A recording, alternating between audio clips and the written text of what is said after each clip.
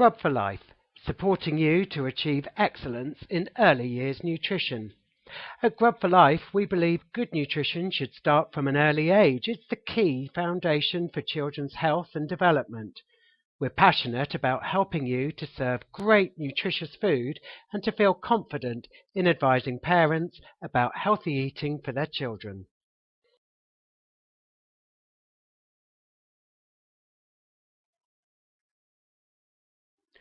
Good nutrition isn't rocket science. It's just a question of getting the balance right. Some foods can be eaten in moderation, while others should be eaten freely. At Grub for Life, we believe there's no such thing as good and bad foods, just good and bad diets. We know you are the experts in childcare. This session is about helping to build your food and nutrition knowledge. Your role in feeding the next generation cannot be overestimated. You can influence how a child eats for the rest of their lifetime. But don't worry, Grub for Life are going to help make sense of the science of nutrition. There's lots of supported advice on the Grub for Life website too, so check us out after you've finished here. In the meantime, sit back, relax, and enjoy the session.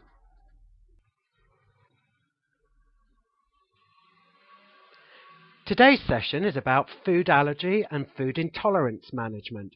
We want to help you feel really confident about the differences between food allergies, food intolerances, and common childhood food preferences.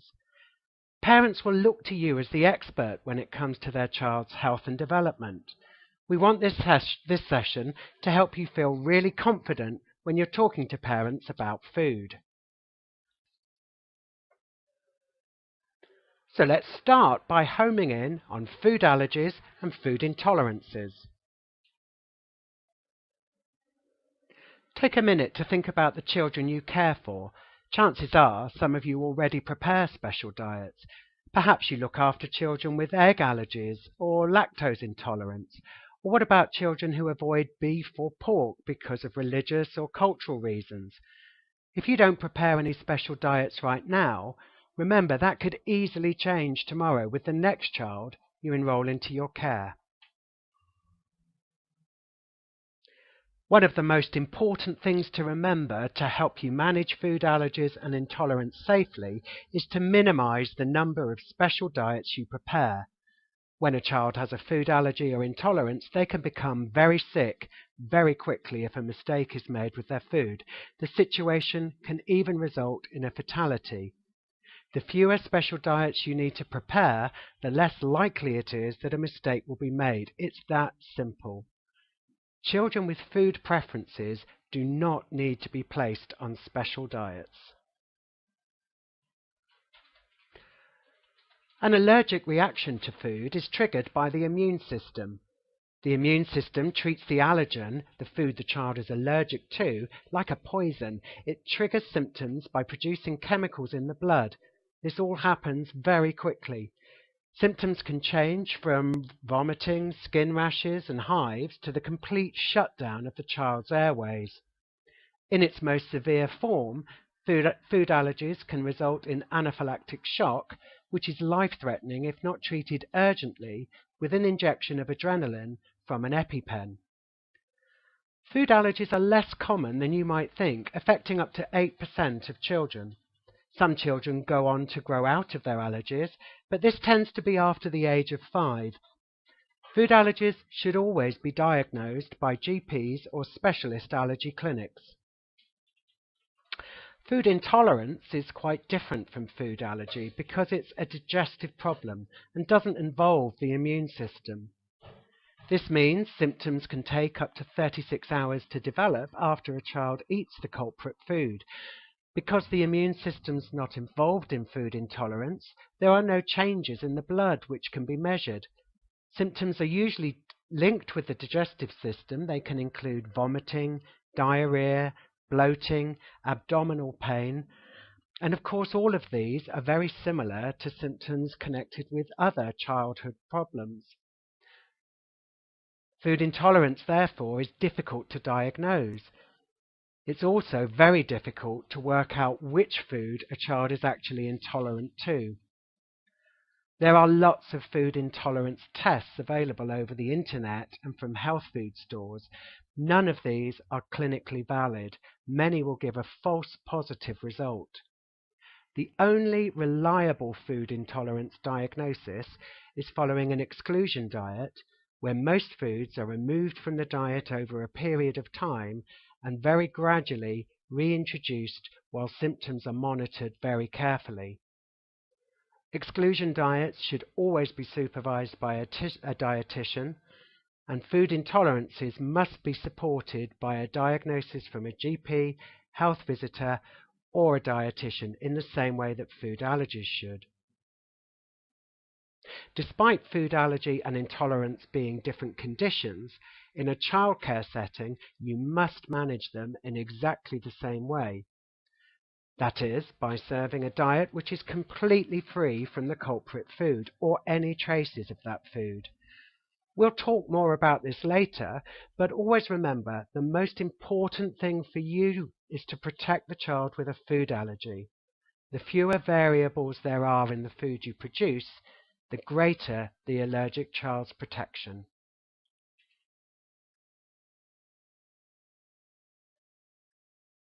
So let's recap on food allergy.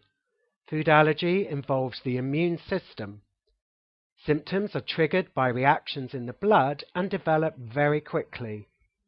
They can affect the skin and the airways, as well as causing general upset tummies.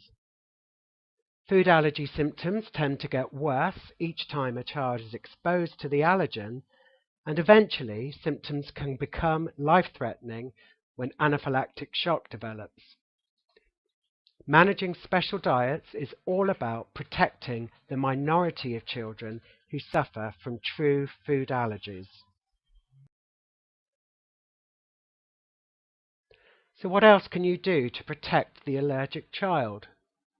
Well, the terms food allergy and intolerance are frequently confused with food preferences, but you must not confuse them.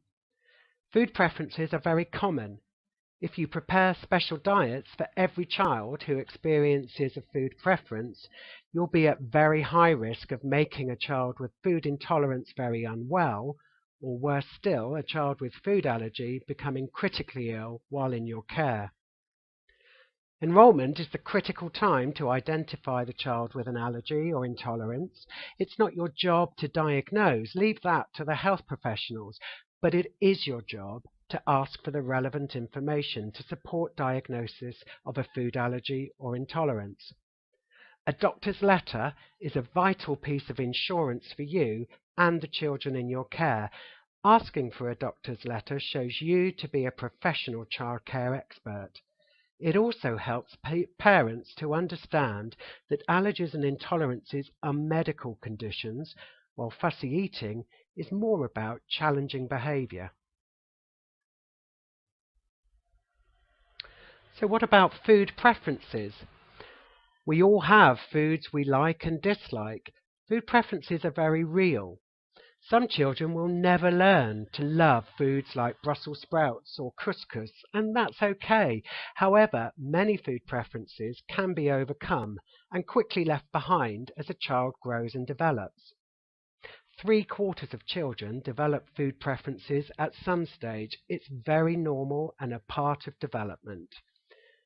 Think about children you've looked after who all of a sudden refused to eat toast because it was just a little bit too dark, or wouldn't eat biscuits because they were broken. Others may have quite a limited range of vegetables they'll eat, or maybe they struggle with foods that need a lot of chewing. Food preferences can often be linked back to late weaning or an overdependence on milk, or through the influence of adults, and that includes child carers. Imagine the child hearing their child carer saying, "Oh, I can't stand eating cabbage, it stinks." Chances are that child's never going to learn to love cabbage either. No child should ever be forced to eat foods they really don't like, but they should be encouraged to try new foods. Did you know it can take almost 13 introductions of a new food before a child really accepts it? Food preferences can be overcome by using foods in play or to do artwork with food. Children will often touch, smell, and even taste a food if they're not in a formal eating situation.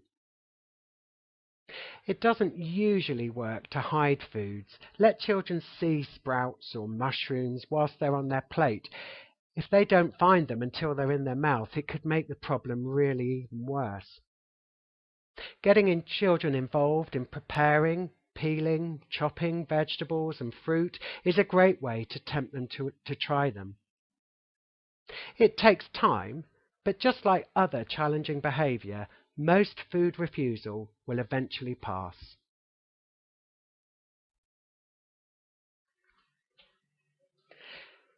Here's another reminder: when it comes to food allergies and food intolerances, your principal aim is to protect children with food allergies. To do this, you need to treat food allergies and food intolerances in the same way.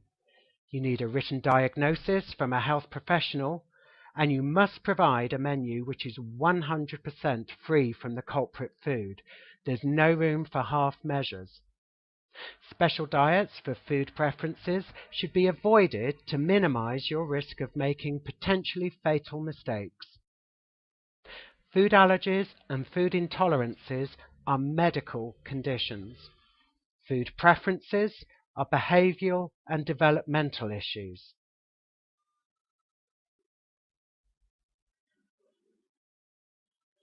"90% of food allergies are linked to what we call the big 8 ingredients. You might well know someone who's allergic to shellfish, eggs, fish, or nuts. There is another group of the next most common allergens, appearing now on the right of your screen. These are very rarely seen as food allergies in children. The big 8 allergens always appear on food labels in the ingredients list. This is controlled by law. In the under 5s, peanut, milk, egg, and wheat allergies are the most common allergies you see. Most childcare settings are nut-free zones, so at Grub for Life we focus our menus by adapting recipes for milk-free, egg-free, and wheat-free diets, and that's what we'll be looking at today. You may come across other food allergies, but don't worry. Follow the steps we teach you and take you through today, and you'll be able to cater for them just fine. Food labels are your most reliable source of information, if you know what to look for. However, they can be very confusing, even to the trained eye. The main thing is to remember, when it comes to food labels, always focus on the ingredients list. Treat any other information with caution. The ingredients list is the only ingredient information which is governed by law. Allergy advice panels making claims like "free from wheat" or information stating a food may contain certain ingredients like nuts are not legally binding. Information like this is purely voluntary. It's also included to protect the manufacturer very often, and not to inform you. So ignore it. Stick to the ingredients list. It's the only information you can trust. And thanks to new legislation, which came into force in January 2015, the ingredients list is even easier to decipher. The big 8 allergens have to appear on the list in an easy-to-see format that can be in bold print, italics, a different coloured font, or underlined. For the first time, loose produce bought from delicatessens, bakeries, or butchery counters at the supermarket or in standalone stores will have to declare they contain any of the big 8 allergens. This is a really helpful change. Unfortunately, the allergy advice panel and the may contain warnings can still be appearing on labels, but the advice remains the same. These are not governed by law. Stick to the ingredients list as the trustworthy information on food labels. Remember, when it comes to food labels, Always stick to the ingredients list. Don't be put off if it looks a bit like a chemistry lesson. Just focus on the ingredients and look for the items which are highlighted or easier to see because they stand out from the print.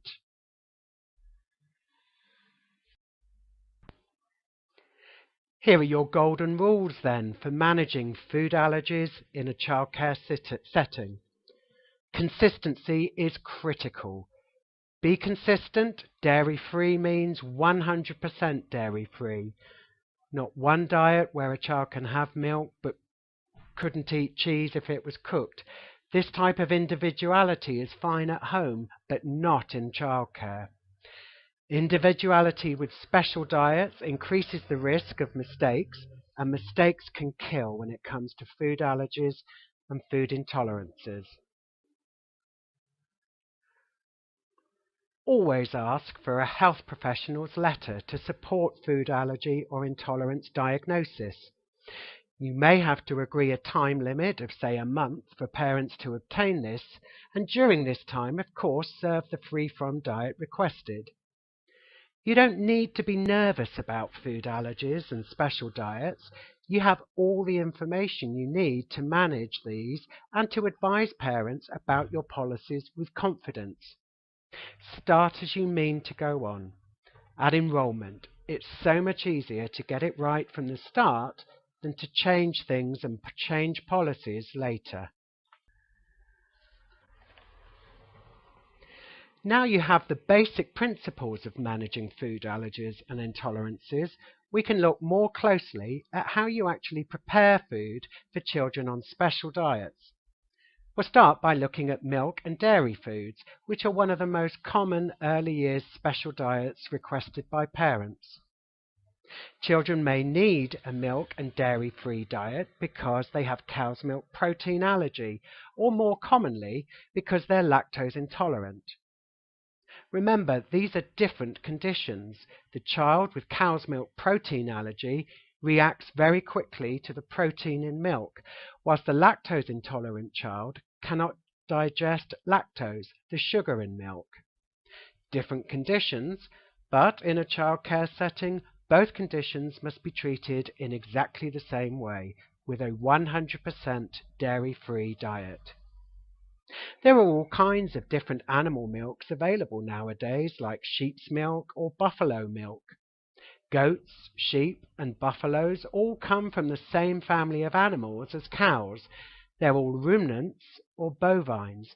Their milk contains very similar proteins and all contain lactose. Therefore, they're not suitable for a dairy-free diet. We'll come back to talk about the more suitable alternatives to cow's milk in a moment. First, let's look at where you'll find milk in the diet.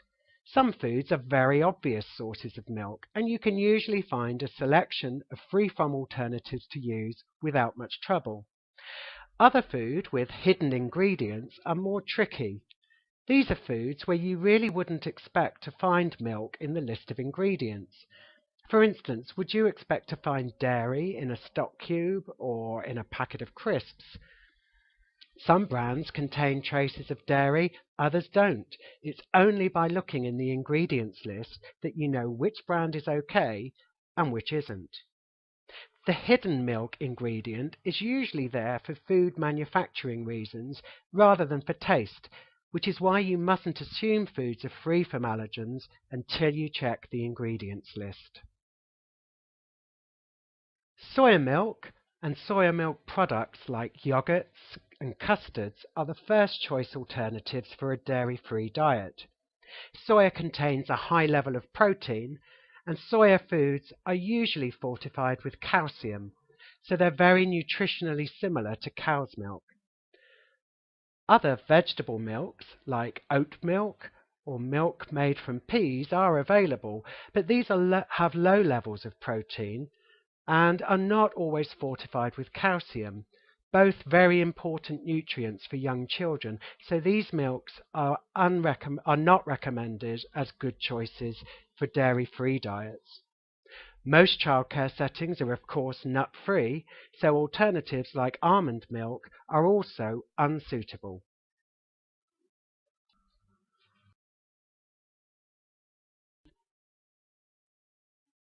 We mentioned that a dairy-free diet needs to be completely free from milk, dairy products, and traces or derivatives of milk. Now it's easy to spot the words cow's milk on an ingredients list, but less easy to remember that lactoglobulin is a protein found in milk. These are all the various ways that milk derivatives might be listed in the ingredients list. It's really helpful to keep this list with you so that you can refer to dairy ingredient terms when you're checking labels. The more you use the list, the more these terms will become ingrained in your memory, and the easier you'll find it to spot them. You need to check ingredients lists regularly too. Manufacturers do have a habit of changing their recipes. You can't assume just because a brand of stock cubes is dairy-free today, it will always be that way, so check every time you buy.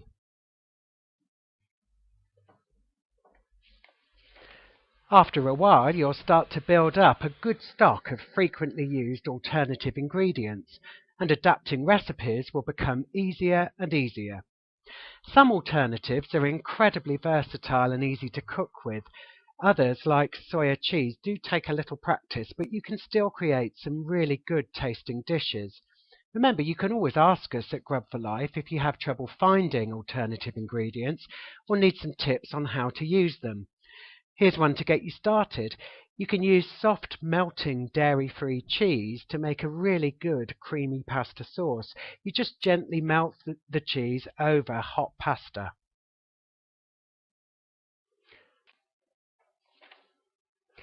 So now you've been through the process for dairy-free diets, you can handle any free-from diet. Just follow exactly the same principles. Identify the obvious foods, use the ingredients list to find the hidden sources, and then build up your stock of free-from ingredients and plan your recipes which need adapting. Having the reference list of the culprit ingredients is really helpful. Here's the list of possible ways wheat can be listed as an ingredient. Most of them feature the word wheat, which makes it a little easier than dairy ingredients, but it's still a good idea to keep this list handy if you're checking for wheat-free products. It's easy to forget, for instance, that the rusk in sausages is actually made from wheat, or that cereal fuller in ice cream is also made from wheat, especially if you're in a hurry.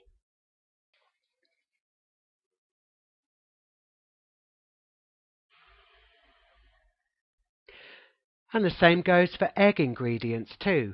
Some are really easy, but others are less obvious, like ovomucoid or ovoalbumin. Again, keep this list handy. You've always got it to refer to, and it's good to remember that ovo actually is the Latin word for egg. If you see ovo on ingredients lists, it always means that there's some egg involved. Well, congratulations! You're now an expert on managing and cooking for food allergies and intolerances.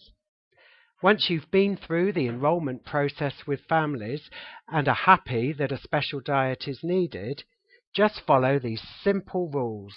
Check the ingredients list, adapt your recipe ahead of time, build up your stock of alternative ingredients, and of course, if in doubt, ask.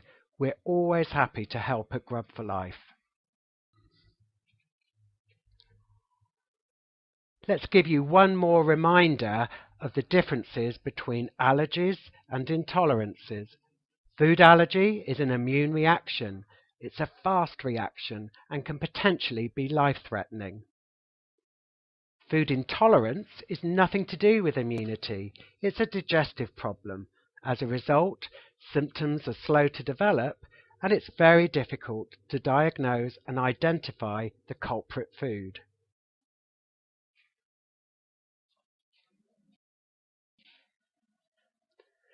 Your main priority is to protect the child with a food allergy by minimizing the number of special diets you prepare.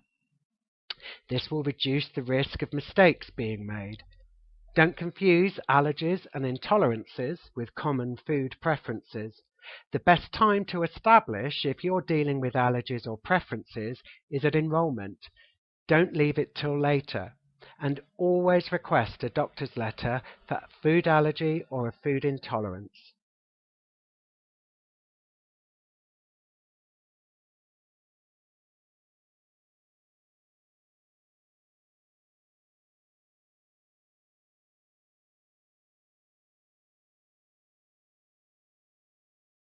If there's no health professional's letter at the time of enrolment, agree a time period for this to be obtained, but of course offer the special diet during this time.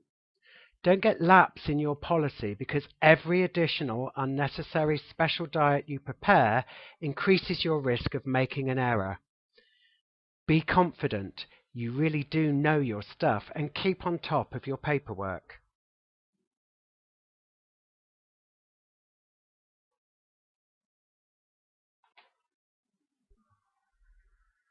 Food preferences are normal. You cannot safely prepare special diets for 75% of the children in your care, all of whom will probably have a food preference at some stage or another. That's just an accident waiting to happen.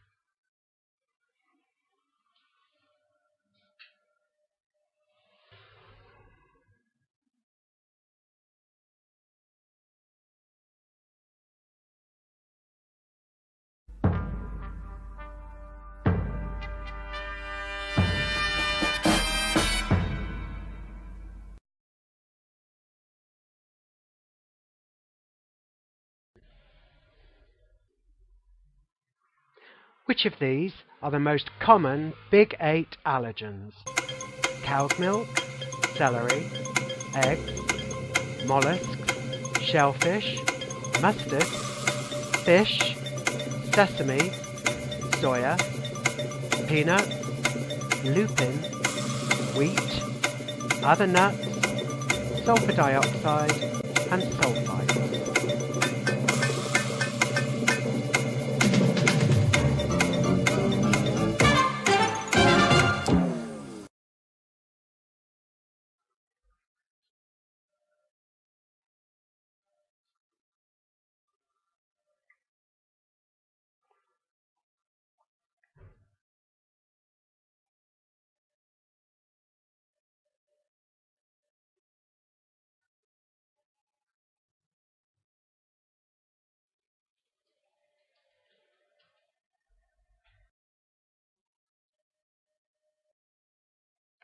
The most common Big 8 allergens are cow's milk, eggs, shellfish, fish, soya, peanuts, wheat, and other nuts, and these by law will always be highlighted on the ingredients list.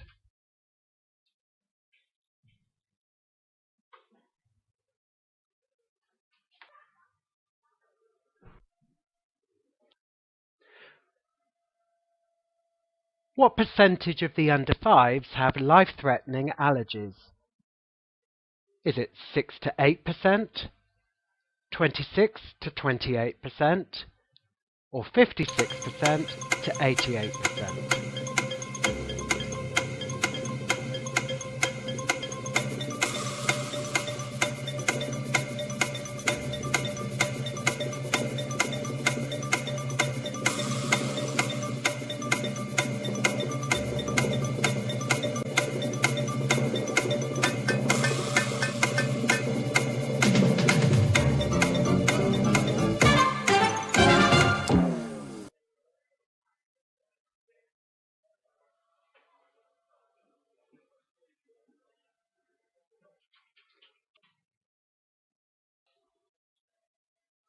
And the answer is only 6 to 8% of children have a true food allergy.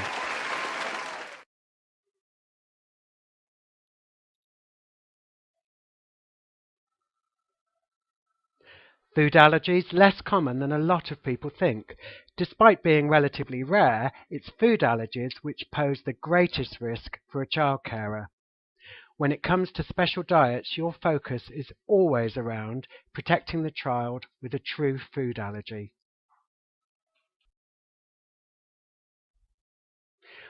Now let's look at allergies and intolerances and preferences.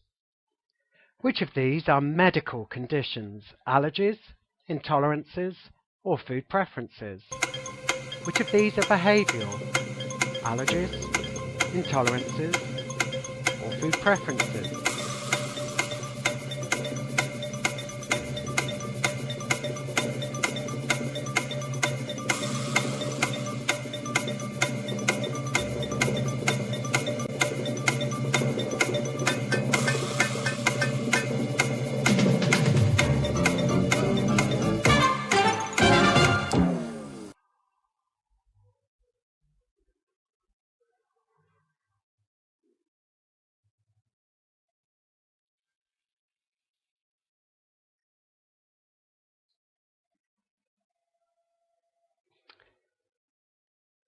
And of course the answer is allergies and intolerances are medical conditions, while food preferences are behavioural.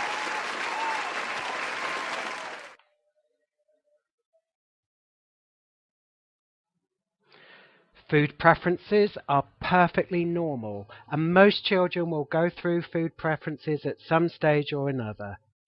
It's your job as a child carer to help children get through their feeding issues just in the same way you do help them through potty training, socialising, or even learning to tie their shoelaces.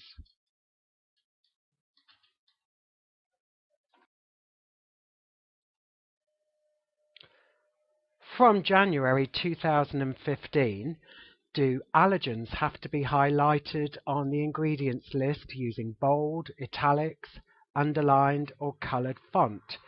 Is that true or false?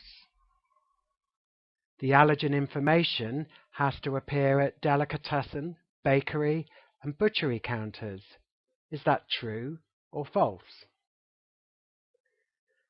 And may contain nuts warnings are relating to equipment that has been used in processing or the factory that's been using processing. Are these compulsory by law? True or false?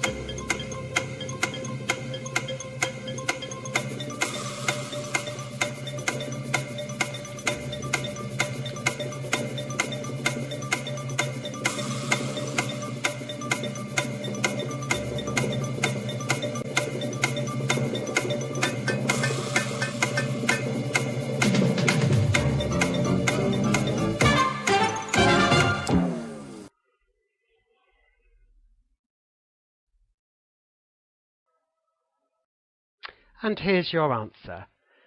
New legislation means it's easier to spot allergens on the ingredients list. They'll now be shown in different coloured font, or they may be underlined or shown in bold print or italics. Allergens also have to be shown on loose food sold at delicatessens, bakeries and at butchers' shops. Sometimes the declaration may appear at the till or behind the counter, not always on the label. Unfortunately, the may contain warning remains voluntary and can't be trusted as accurate information and advice about whether a food is safe to serve for a child with a food allergy or food intolerance. So that's false.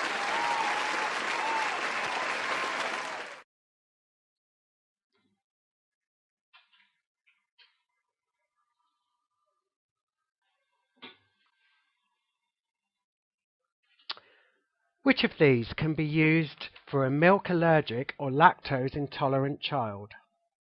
Cow's milk, soya milk, sheep's milk, almond milk, goat's milk, or buffalo milk?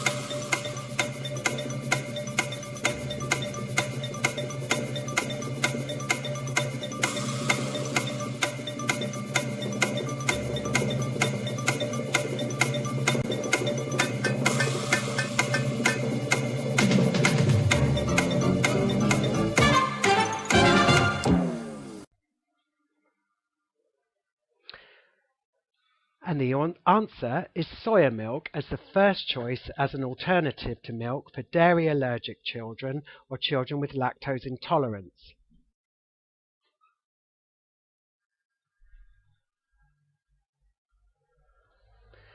Almond milk cannot be served to children in childcare settings with nut-free policies. Cow's milk, sheep's milk, goats and buffalo milks all contain ingredients which could cause reaction in children with milk allergies or intolerances.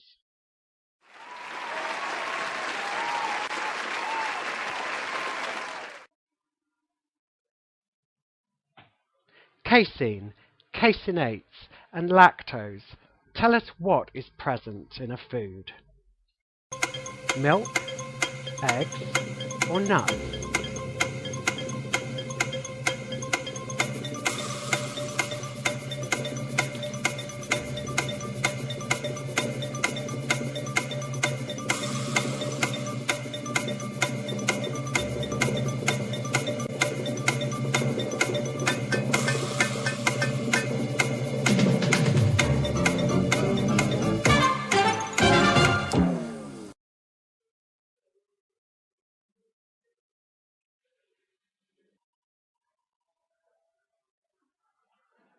And the answer is milk.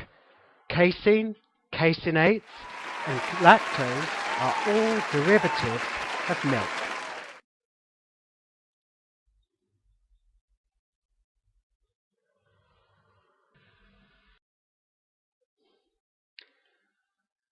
When is the first time to check whether a child has a food allergy or intolerance?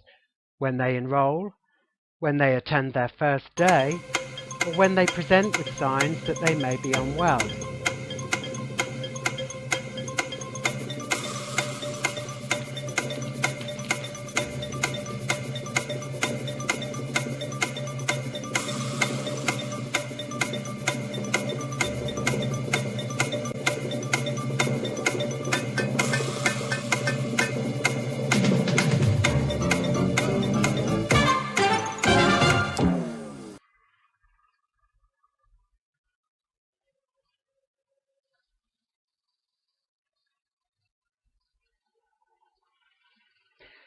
Discussions around food allergies and intolerances should, wherever possible, take place at enrolment. Start as you mean to go on.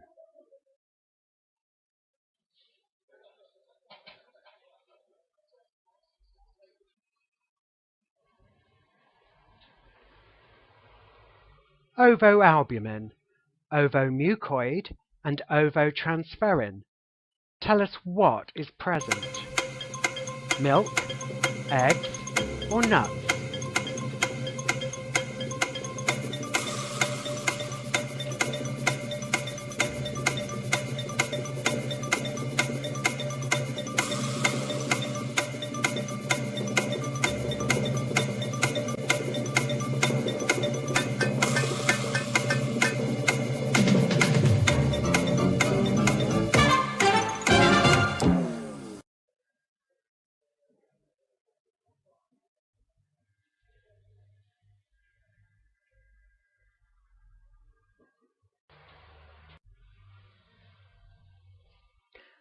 Ovo is the Latin word for eggs, so when you see any of these words, you always know egg is present in a food.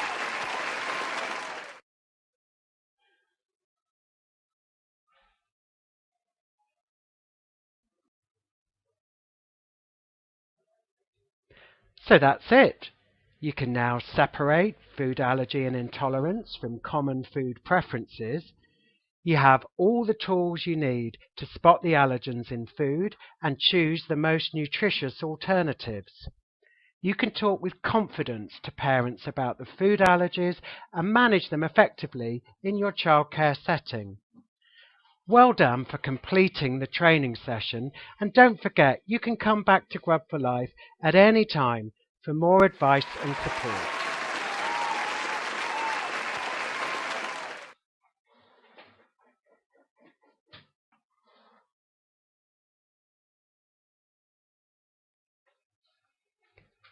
Grub for Life. supporting you to achieve excellence in early years nutrition.